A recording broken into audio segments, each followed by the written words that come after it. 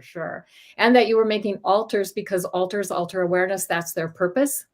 Altars alter awareness. Oh my gosh, I love that. Yes. So So nice. when we set up an altar with our intention, we put our intention and attention, creating an altar. And I even love doing, like, I create medicine wheels in my yard, my backyard, and also out when I'm out hiking, I'll do little medicine wheels. What's a medicine wheel? So that's when you take certain stones and you make a circle and a cross. You'll love that. Yes. And Okay. that's what Native Indigenous American people, they would make these medicine wheels that would be with a circle and a cross inside. You can do them any way you want, but I like that because it's representing the 4 directions and the 4 seasons and the 4 elements. And, so for me, that's really good. And because I live in Tucson, Arizona, we have a gem show here every year, except, well, we didn't really in 2020 or oh no, I think it was happened in 2020, not in 2021. Anyway, but I've got lots of gems that I picked up from the gem show, big stones and things that are like selenite. And I've got in the center of my medicine wheel is a aquamarine stone. It's big. It's like about, this tall and about this big around. And that's a stone that connects to the star Sirius.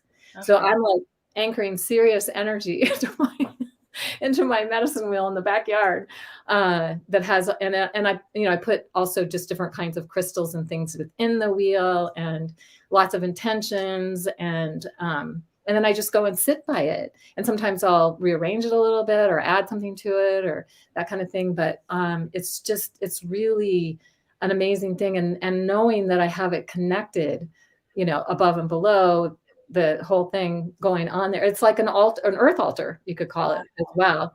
But okay, so when you decided to work with Sirius specifically, is it because you want a deeper relationship with Sirius? Is there something about Sirius qualities that you're wanting to bring into your life? Like, how do you make a decision about which star to really focus on? Well, I love Sirius. I mean, it is the brightest star in our night sky. So you can't miss Sirius when it's beautiful Sirius is in the sky. Yeah. And it's there's a sacred hoop of stars that Sirius marks the outer edge of.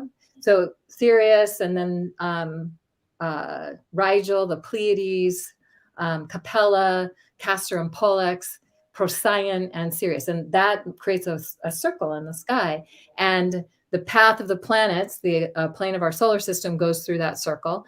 And the plane of our galaxy goes through that circle, and they cross in the middle. So it's a circle with a cross. Another reason why I make a circle with a cross and when I do my medicine wheel.